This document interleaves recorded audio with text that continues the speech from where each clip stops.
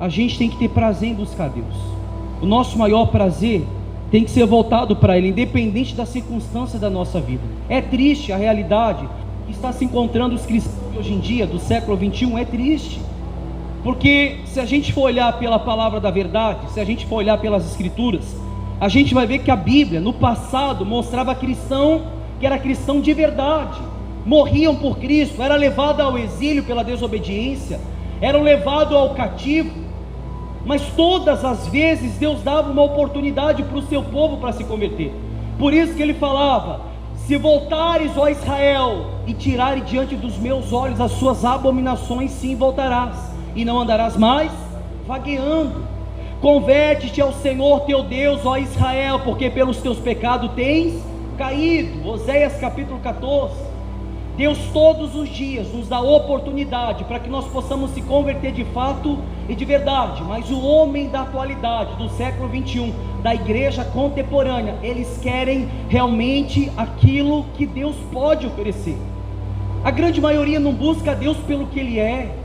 Por isso que Deus falava para o povo de Jeremias: o meu povo, Jeremias, me adora apenas com os lábios, mas o coração está distante de mim. O nosso coração tem que ser voltado para Ele. Nós não tenhamos que vir para a igreja, porque nós aprendemos que a igreja é um lugar onde existe uma lâmpada mágica, que eu vou esfregar, vai sair um Deus ali de dentro daquela lâmpada e vai falar assim: você tem 3 pedidos,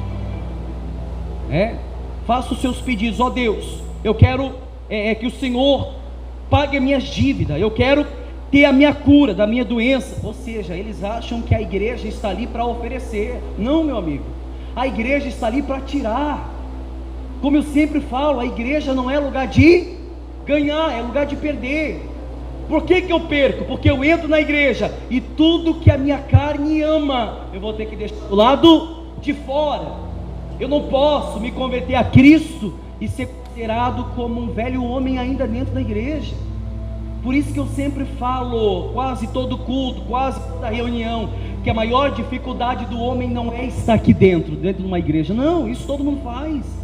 A maior dificuldade e luta do homem é ter que lutar contra o que está dentro dele, o seu próprio coração, o seu maligno coração. Por isso que a Bíblia fala em Gênesis, Deus fala assim: porque eu me arrependi de ter feito homem, porque eu tenho visto que o mal do seu coração vem desde a sua mocidade, da sua meninice. O homem é mau desde quando é criança. Se nós não aprender a fazer o bem, como diz a palavra de Deus, aprendei-vos a fazer o bem, a gente sempre vai entrar dentro da igreja carnal, um homem lascívio, com desejo do mundo, e achamos que Deus vai inclinar os seus ouvidos à nossa oração, quando eu olho para a palavra, que não é assim. Deus não faz isso. Deus, Ele não pode mentir com a palavra dEle.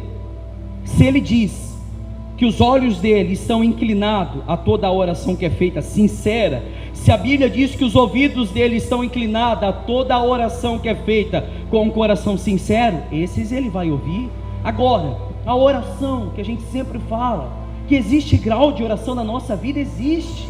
Como eu sempre falo, o homem que nasceu de novo, a sua oração é voltada para o seu arrependimento.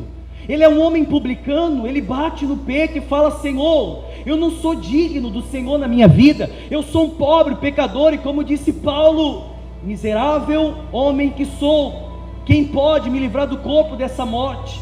Mas eu dou graças a Deus por Jesus Cristo. Amém? Paulo diz: entre todos os pecadores eu sou o principal. Nós temos liberdade para se colocar diante de Deus. Agora, pastor, eu vou dobrar meu joelho, vou fazer uma oração, Deus vai me ouvir? Posso ser sincero, gente? Se você é uma pessoa que tem um coração sincero, se você é uma pessoa que não deixa o velho homem habitar dentro de você e tomar poder sobre a sua vida, Ele vai ouvir. Quantas vezes a gente pregou nessa igreja mostrando no respaldo bíblico que tinha povo em cima de povo, profeta em cima de profeta, até Deus falar para Jeremias: Jeremias, não adianta interceder por esse povo, eu não vou ouvi-los. 3 vezes Jeremias se coloca diante de Deus, e na terceira vez Deus fala: não adianta, eu não vou ouvir a oração deles.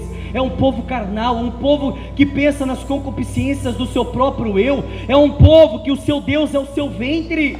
Eles pensam neles, eles não pensam em mim. Por isso que Deus falava: volta a Israel. Eles não voltavam, e quando voltavam, era chamado de quê? Aleivosa Israel e aleivosa Judá, um povo que voltava para Deus falsamente e por engano. Amém? Eu vou falar hoje sobre Neemias. Você que tem a sua Bíblia, abra no livro de Neemias, Velho Testamento. O título da pregação hoje: um chamado para o lamento. Um chamado para o lamento, para a angústia. A gente sempre fala nas nossas pregações que se o homem não se angustiar pelos seus pecados, ele não pode ver Deus. Se a Bíblia diz que sem santidade ninguém verá Deus, a santidade na vida do cristão se revela da forma em que ele se angustia pelos seus pecados. Ele tem nojo dos seus pecados, ele tem repugnância dos seus pecados. É um homem que conheceu de fato e de verdade a Deus. Mas como que Deus se manifesta na vida desse homem?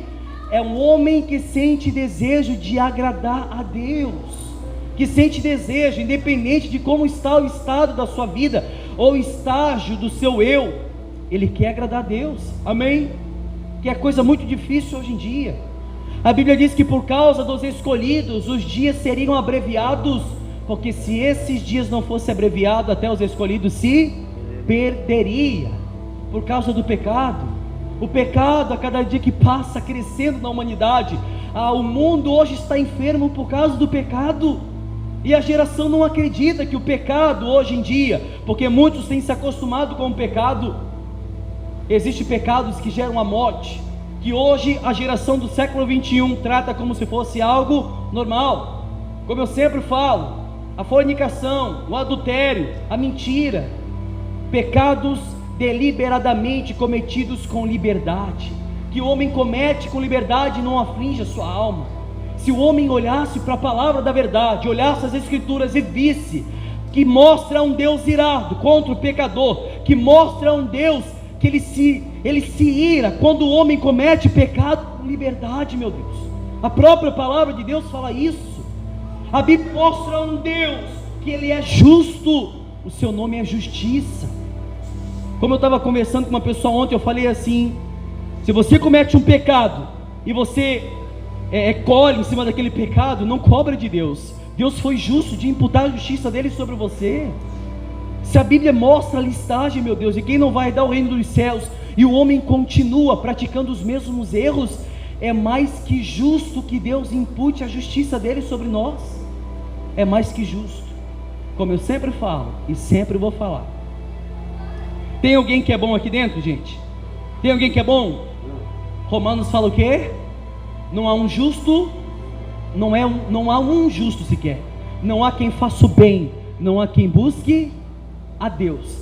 Pasme do que eu vou falar agora. Mas se Deus, nesse exato momento, toda a raça humana ele lançasse no inferno, seria a coisa mais justa que ele poderia fazer.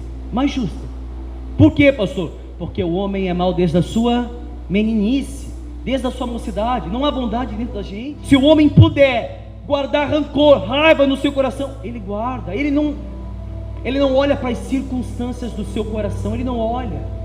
Ele quer saber do momento, mas ele não sabe que tudo é uma semente. O que você plantar hoje, você vai colher quanto? Lá na frente. Mas Deus é amor. Acima de tudo, ele é o quê? Justiça. Seu nome é justiça. Os que morreram nas suas iniquidades, nos seus pecados, mas o poder do amor de Deus estava na palavra. A palavra foi pregada para o povo de Sodoma e Gomorra, mas eles não quiseram se converter. A palavra foi pregada no tempo do dilúvio, quando Noé constrói a arca durante 100 anos. 100 anos da vida de Noé, ele constrói a arca. Ele pregava a palavra, o amor estava sendo manifestado, mas o povo não queria saber. Ou vocês acham que Noé ele falava assim: pessoal, Deus é amor, eu estou fazendo a arca, mas mesmo se você não quiser entrar, vocês vão se salvar? Era isso que ele falava? Entre enquanto é tempo, arrependei-vos, porque é chegado o reino dos céus. Eu não vejo João Batista pregando um evangelho de amor, não. Eu não vejo Cristo pregando um evangelho de amor, não. Sim, ele é o próprio amor, mas o amor se manifesta pela palavra. Através do quê? Do arrependimento, da aflição da minha alma, da angústia, que eu me angustio quando eu peco. Como eu sempre falo, o homem, quando ele é de Deus, ele peca, sim, de fato, ele tropeça, mas no mesmo momento, na mesma hora, ele se angustia, cria um peso nas suas costas. Ele disse: meu Deus, eu pequei contra o meu Cristo, eu pequei contra o meu Senhor. Mesmo que ele está de joelhos, chorando amargamente, como Pedro fez. Pedro nega Cristo 3 vezes, mas a Bíblia diz que ele sai dali e chora amargamente, um choro amargo, um choro de angústia, meu Deus. É isso que falta na nossa vida, um choro de angústia, um choro que constrange o nosso eu, a nossa carne e o nosso velho homem. Amém, pessoal? Neemias capítulo 1. Os obreiros podem sentar, por gentileza. Esse sermão fala que Neemias, ele ora por Jerusalém, ele faz uma oração por Jerusalém, e nessa oração Deus concede graça para ele. Deus concede. O povo foi exilado, muitos padeceram miséria, padeceram fome por causa de Deus, por causa da desobediência. Como eu sempre falo, tire uma coisa da sua cabeça: se um cristão padecer em alguma coisa, tudo é permissão de Deus. A própria palavra de Deus diz que todas as coisas têm um propósito, até o ímpio para o dia do castigo. Tudo tem um propósito. Se o homem sofre, é por causa do seu pecado. Se o homem padece, é por causa da sua iniquidade. E há outros que padecem pela sua liberdade e sinceridade que ele tem diante de Deus, porque Deus prova o coração do homem. Olhamos para Jó. Jó sofreu as consequências da fidelidade, sim ou não? Padeceu, mas o diabo tocou na vida de Jó, sim ou não? Por permissão de Deus, senão ele não tocava. A Bíblia em 2 Tessalonicenses diz que Deus envia o espírito do erro para que creiais na mentira. Quem que envia? O próprio Deus. A Bíblia diz que um espírito mau da parte do Senhor foi enviado para que atormentasse Saul, e Saul só era liberto quando Davi tocava a harpa diante dele. Todo espírito que age na vida de uma pessoa é por permissão de Deus. Por isso que eu sempre falo: lute contra o que está dentro do seu coração. Se preocupe em lutar contra o seu eu, contra a sua própria carne, porque você fazendo isso, você venceu o diabo. Tiago diz: sujeitai-vos pois a Deus, e resisti o diabo, e ele fugirá de vós. Resistência. Momento que o diabo tenta colocar o tropeço na minha vida, eu resisto. O diabo sempre vai colocar no nosso caminho aquilo que a gente era mais pegado no mundo, para que a gente venha cair. Mas não, nós resistimos, e quando resistimos nós vencemos o maligno, tanto o diabo quanto o maligno do coração. Amém? Diz assim, Neemias capítulo 1. As palavras de Neemias, todos acharam, gente? As palavras de Neemias, filho de Acalias, no mês de Quisleu, no ano 20º, estando eu na cidade de Suzã, veio Anani, um de meus irmãos, com alguns de Judá. Então lhe perguntei pelos judeus que escaparam e que não foram levados para o exílio, ou que foram exilados, ou dispersados da casa de Israel, e acerca de Jerusalém. Disseram-me os restantes que não foram levados para o exílio e se acham lá na província, estão em grande miséria e desprezo. Os muros de Jerusalém estão derribados e as suas portas queimadas. Olha o versículo 4, que é a parte principal. Tendo eu ouvido essas palavras, assentei-me e o que?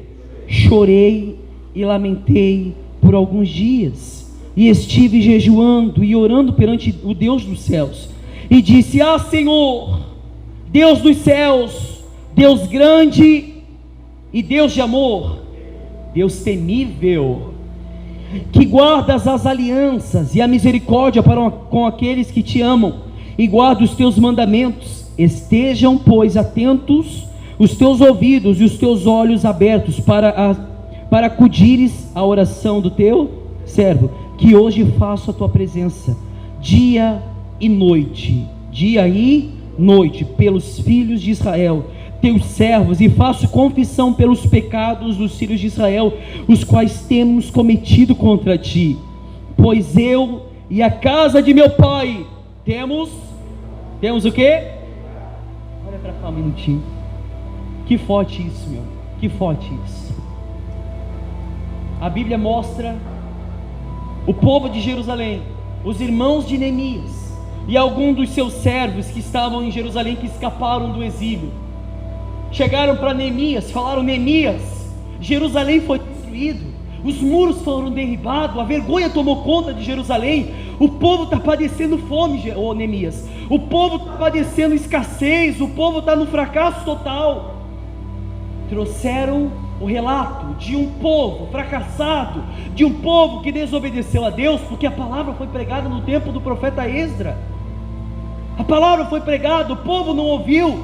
Deus falou: não vão ouvir, vocês vão ser levados ao cativo, vocês vão ser levados como escravo, vocês vão ser exilados, a vergonha e o escasso vão tomar conta da vida de vocês. E o povo foi levado ao exílio, foram dispersos pela desobediência, pela palavra que foi pregado, mas não deram ouvido. Esdras pregava, mas o povo não ouvia. Esdras pregava, mas o povo não queria saber. Lá o povo sofre e padece, o povo é levado ao exílio, o povo está em ruínas, o povo está debilitado, os muros foram derribados, eram os muros que protegiam a cidade de Jerusalém, foram derribados, a vergonha tomou conta daquele povo. E o irmão de Neemias e aqueles homens chegaram: Neemias, o que a gente vai fazer, Neemias? Estão todo mundo na vergonha, estão todo mundo na fome, nós temos que fazer alguma coisa. A Bíblia diz que Neemias faz o quê? Chora, se lamenta, jejua, se constrange. Ele não fez uma campanha de 7 dias, ele não disse: Deus é comigo. Ele fez o quê? Se angustiou pelo pecado do povo e também pelo seu pecado, se lamentou, chorou amargamente. Por isso que eu sempre falo: o homem que é de Deus, primeiro ato da vergonha dele, ele se lamenta, primeiro ato da vergonha dele, ele se angustia. E esse sermão é um chamado para o lamento, um chamado para a angústia. A angústia por ver um povo frio, a angústia por ver um povo, meu Deus, que Deus o amou, que o Deus triuno, o Deus que tem a Trindade Santa, o sacerdócio real, deu oportunidade para aquele povo se converter, mas o povo não quis, pagaram o preço, depois colocaram culpa em Deus. É muito fácil hoje a gente ouvir a palavra da verdade, Deus falando com a gente do altar, meu Deus, e a gente colocar em prática. A ira de Deus não vai cair sobre a nossa vida. Agora, ai daqueles que ouviram a palavra da verdade e não colocaram em prática.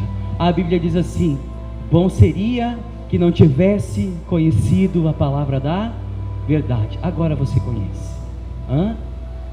Você sabe que o pecado é a única coisa que te afasta de Deus. Isaías 59 fala isso. Você sabe do jejum que é agradável aos olhos de Deus. Isaías 58 fala isso. O jejum agradável, Deus fala assim: vocês jejum pelo proveito de vocês, porque não é esse o jejum que eu escolhi para mim. O jejum que eu escolhi para mim é que o homem que se constranja dos seus pecados. O jejum que ele escolheu para ele não é o jejum que o homem faz, fica horas e horas sem comer para abrir uma porta na vida dele. O jejum que Deus não se agrada não é o jejum que o homem faz e diz: ó Deus, eu abro um jejum nesse momento para que o Senhor abra a porta do emprego, para que o Senhor me cure dessa doença, para que o Senhor abra as portas da bondade. Não é esse o jejum que ele escolheu para ele. Ele disse: o jejum que vocês escolheram para vocês é o jejum de interesses de vocês, mas o jejum que Deus quer é o jejum de quebrantamento. Você pode ver, Neemias, quando ouviu aquelas palavras, o primeiro ato dele foi se lamentar, chorou, jejuou. Ele falava: Senhor, inclina os seus ouvidos, ó Deus, inclina os seus olhos e veja a aflição desse povo, porque eu me coloco diante de ti nesse momento. Vê, meu Pai, a aflição do seu povo que caiu em pecado, o teu povo que pecou, o teu povo que transgrediu a tua lei. Olha para a oração do teu servo. Olha para a oração do teu servo. Muitos têm orado, meu amigo, dentro da igreja, por bens materiais, pela bonança, pela prosperidade. Muitos têm orado dentro da igreja pelas bênçãos de Deus e pouco quebrantamento. Poucos têm orado pelo quebrantamento, poucos. Quantas são as pessoas que oram a Deus e falam: meu Deus, eu me quebranto nesse momento diante de Ti, meu Pai. Faça de mim como aquele vaso de barro, me quebre e me faça de novo.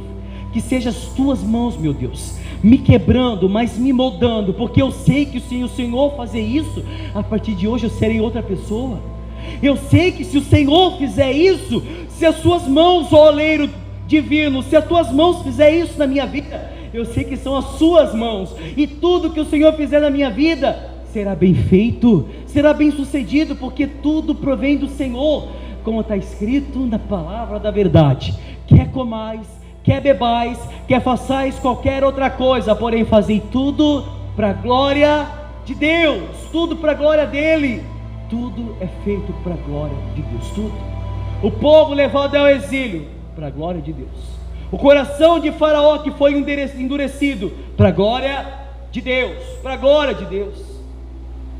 Os judeus falavam assim para Paulo: Paulo, a injustiça da parte de Deus? De maneira nenhuma. Romanos capítulo 9, simplesmente Ele se compadece de quem Ele quer se compadecer e acabou. Ele vai ter misericórdia de quem Ele quiser ter misericórdia. E a gente olha para a palavra e fala assim: por acaso pode o barro olhar para o oleiro e falar assim: por que me fizesses assim? Pode, pessoal. Você pode chegar para Deus e falar: Senhor, por que eu estou passando isso na minha vida? Senhor, por que a minha vida não vai para frente? Senhor, por que eu não consigo olhar para Ti? Eu estou em pecado, sim, não quero me libertar porque eu tenho desejo pelo pecado. Por que a minha vida está assim? Maldição sem causa não subsiste, porque tudo que o homem plantar, isso também colherá, ceifará, tudo ele vai colher conforme ele plantou, meu Deus.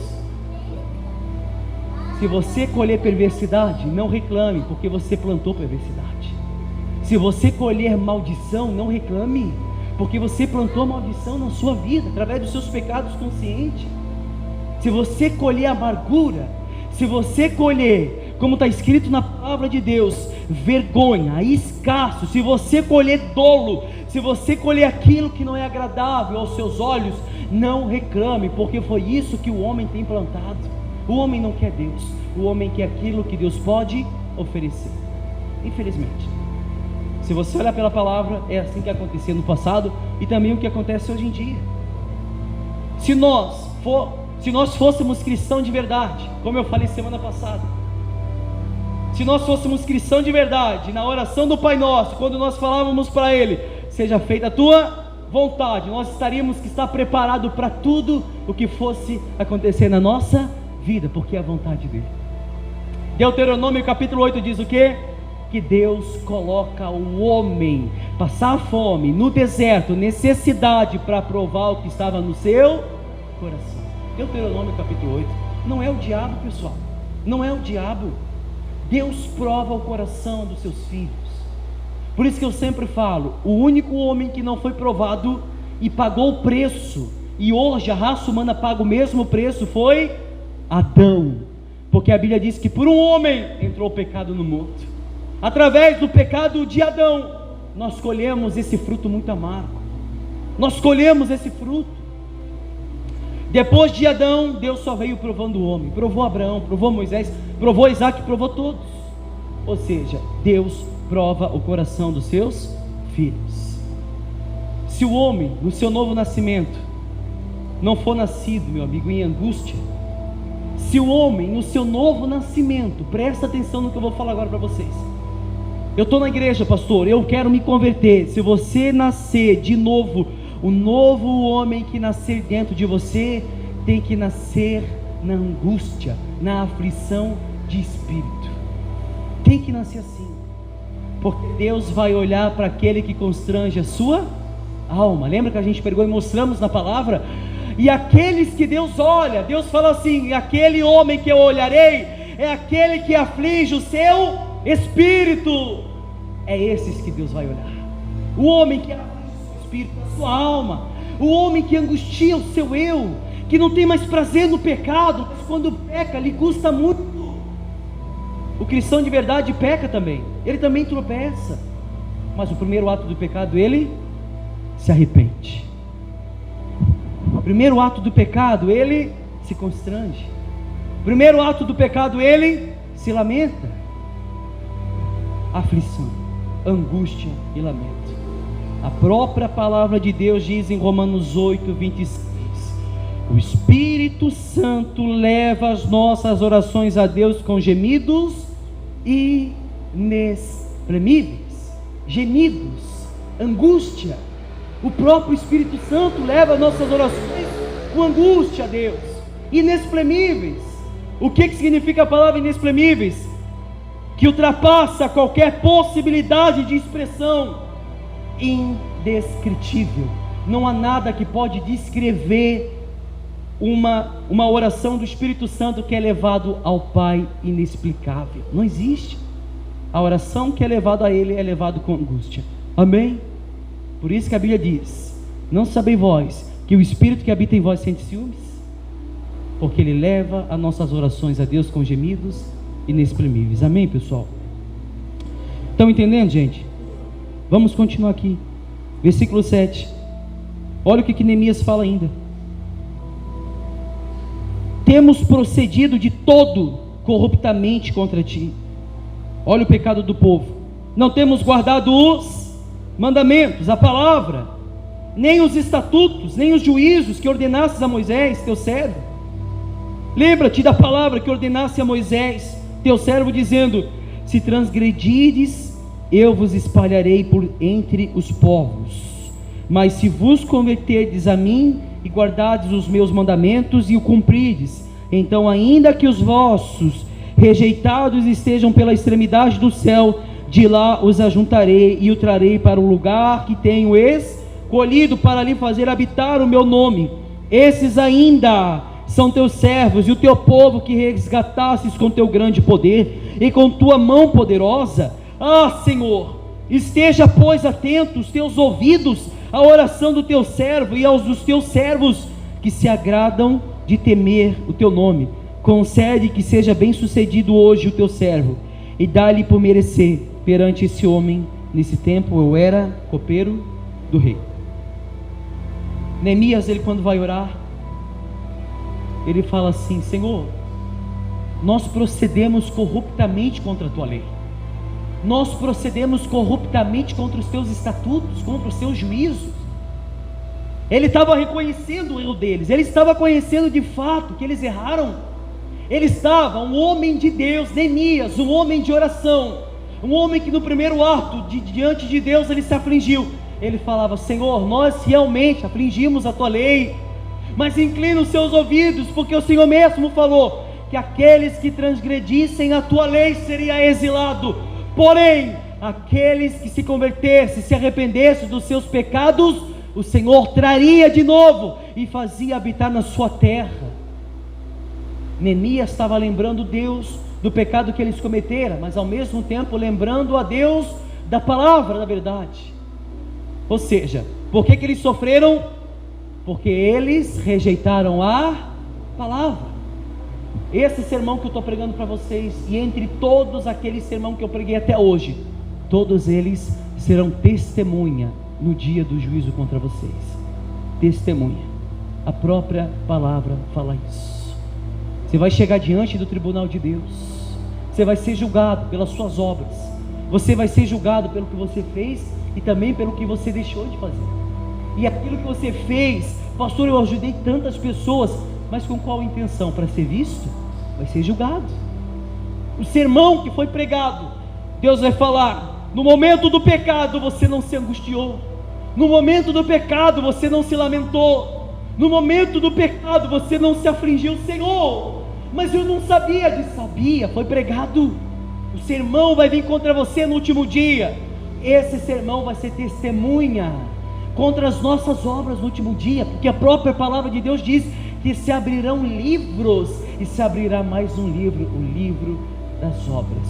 Tudo o que estamos fazendo de errado está sendo marcado. Tudo que nós estamos fazendo de errado está sendo marcado. Até o justo padece nessa terra. Até o justo. Por isso está escrito em Provérbios capítulo 11, versículo 31. O justo na terra será punido. Se até o justo na terra será punido, imagina o pecador e aqueles que rejeitam a palavra da verdade. Até o justo é punido. Imagina o pecador. Imagina o perverso. Amém, pessoal? Um outro homem que se afligiu na palavra de Deus. Se a gente for olhar pela palavra, todos os profetas de Deus, todos os homens de Deus se afligiram. O desejo do aflito tem que se voltar para Cristo, para a angústia, e dizer a Deus: toca-me, Senhor, porque se o Senhor me tocar, eu serei outra pessoa. Aqueles que se afligem por Cristo, sabe que o pecado entristece a Deus, ele se aflige. Todos os homens do passado se afligiram. Moisés foi um. Quando Deus desce na tenda da congregação, Deus fala assim: Moisés, até quando esse povo vai murmurar contra mim, Moisés? A saber de todos os feitos que eu tenho feito no meio deles, todos os sinais que eles viram. A Bíblia diz que Moisés rasgou as suas vestes, colocou cinza e pó na sua cabeça, colocou de joelho diante de Deus, falou: Senhor, não faças nada a esse povo. O que será da tua promessa? Como que os egípcios vão olhar? O Senhor falou que livraria o teu povo, e eles verão o Senhor matar todo mundo. Deus naquele momento muda o cativeiro. Não matou, mas o povo morreu, porque Deus honrou com a oração de Moisés. Teve uma hora que Deus não aguentou mais, teve que matar todo mundo. Deus não é injusto. Há justiça no nome dele. Amém? Você pode ver que todo o povo que padeceu pagaram um preço por causa da desobediência. Todo o povo. Quando Deus toca na vida de alguém, quando Cristo toca na vida de alguém, a situação é outra. A pessoa de fato se aflige. Usamos o exemplo de Zaqueu, um homem corrupto, meu Deus, cobrador de imposto, cobrava o que não era para cobrar das viúvas, dos órfãos, meu Deus, cobrava além do que era para cobrar.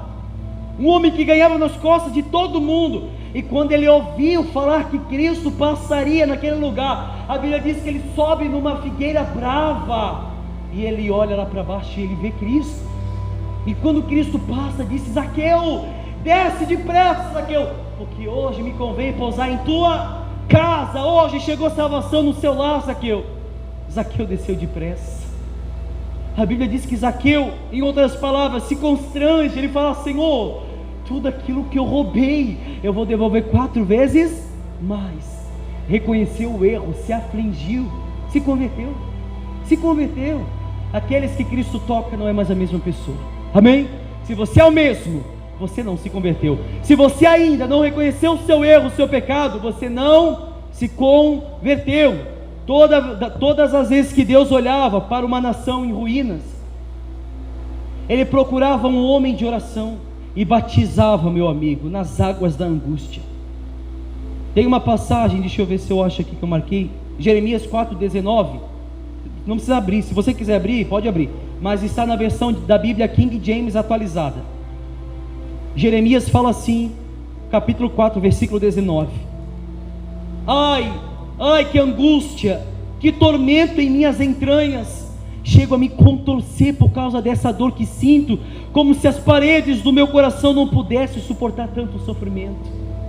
Ai, que angústia, ai, que angústia. Ele se sentia angustiado pelo povo. Jeremias foi o profeta que mais chorou pelo povo. Você pode ver, como eu falei no começo da oração, ele ora 3 vezes a Deus, para Deus tirar a ira dele sobre o povo, mas Deus não tirou. Moisés falou assim: Senhor, por acaso fui eu que parei esse povo? Fui eu que parei eles? Moisés se angustiou. Toda vez que Deus olhava para uma nação, Ele encontrava um homem de oração, uma nação em ruínas, como aconteceu no tempo de Jerusalém em Neemias, que não obedeceu a palavra da verdade, mas tinha um homem ali de oração. Tinha um homem ali que jejuou pelo povo. Jeremias fez a mesma coisa. Ai, que angústia, Ai, que angústia! Se angustiou contra o seu pecado e o pecado do povo. Amém, pessoal? Faço mesmo para que Deus possa se agradar de você e que Ele possa encontrar graça aos seus olhos. Moisés se angustiou, Jeremias se angustiou, Neemias se angustiou, todos os profetas do passado se angustiaram, todos. E quem somos a gente para não se angustiar? Sim ou não? Então vamos se angustiar pelos nossos pecados. Vamos se angustiar porque a gente sabe que todo pecado que nós cometemos, e além de cometer o pecado, nós transgredimos a lei de Deus. E a Bíblia mesmo fala que Ele não levará por inocente o profano. Aquele que nem mesmo poupou os anjos do céu, antes lançando ao Hades, quem dirá a gente? Aquele que nem mesmo poupou seu filho, antes cravando numa cruz, quem dirá a gente? Isaías 53 diz que Deus sentia prazer em moer o seu filho. Deus moeu Cristo de tal maneira que a sua carne foi invertida naquela cruz, por causa dos nossos pecados, por causa do tratado de dívida que era contra nós. A justificação nos trouxe vida. A justificação tirou o poder do pecado, tirou a marca do pecado de dentro da gente, e fomos justificados e feitura de Deus, justiça de Deus. Isso que Ele tem preparado para a gente. Esqueça o sermão de amor, esqueça o sermão que o homem, ele prega, que você deve ser uma pessoa bem sucedida, que você deve ser uma pessoa que tem que ir para a igreja para buscar por cura, que tem que ir para a igreja para buscar por prosperidade. Esse é um falso profeta. Engolis o mosquito e vomitais um camelo. Vocês não entram e não deixam que outros entram também. Raça de víbora. Vocês são raça de víbora. Pastores do amor, pastores do egocêntrico, pastores do triunfalismo, pastores que pregam no altar a palavra de motivação, que faz o povo se motivar. Não é isso que está escrito na palavra. Todas as vezes que eu vejo a pregação da verdade, no meio da pregação tem angústia, no meio da pregação tem aflição, meu amigo. É isso que tem que acontecer na nossa vida diante de Deus, angustiar-se. Vamos fazer como Leonardo Ravenhill falou, cravar na nossa igreja na parede, o dia da angústia. Dai-me Cristo, que é tudo que eu preciso. Dai-me Cristo, que é tudo que eu quero. Se eu tenho Cristo, não me falta mais nada. Tira tudo de mim, só não me tira Cristo. Amém? Se nós temos Cristo, nós temos tudo. Amém, pessoal? Essa é a palavra que eu tenho para deixar para vocês. Nós vamos orar agora. E agora? Nessa oração, o que a gente vai fazer? Ah, Deus, tenha misericórdia de mim, meu Pai, que eu sou um mero pecador. Eu não mereço a tua glória não, meu Senhor. Eu não mereço a misericórdia do Senhor não. Faça de mim um dos teus servos. Faça de mim, nem que o Senhor me olhe de longe, mas pelo menos que me olhe. Nem que o Senhor, como eu falei, me quebranta. Quebra o coração de pedra, meu Deus, e dai-me um coração de carne. Peça isso para Ele. Sinta-se à vontade diante dEle, mas faça a sua oração sincera. Sinta-se à vontade diante do Deus triuno, diante da Trindade Santa, mas saiba o que você vai pedir, saiba o que vai proceder da sua boca, meu amigo. Pede para Ele, meu Deus, que a partir de hoje eu seja o novo homem que nasce dentro de mim, no novo batismo, o batismo de angústia. Que o Senhor olhe para mim e possa achar graça aos meus olhos. Amém? Essa tem que ser a nossa oração, e nós vamos orar agora a Deus. Você vai chegar diante do altar, e a oração que você fizer vai ser a oração sincera, a oração que você sabe, meu amigo, que a situação da sua vida, como é que ela está. Talvez hoje tem gente que pecou o dia todinho, chegou aqui e quer só ouvir a palavra e para casa acabou. Não, se angustia pelo pecado que você cometeu hoje, escondido. Se angustia pelo pecado que você cometeu essa semana escondido. Se angustia. Peça para Deus mais uma chance. Se confessares os seus pecados, Ele é fiel para perdoar. Ele é fiel para perdoar. se confessares. Nessa confissão tem que ter angústia, tem que ter aflição. Amém? Por gentileza, vem aqui na frente.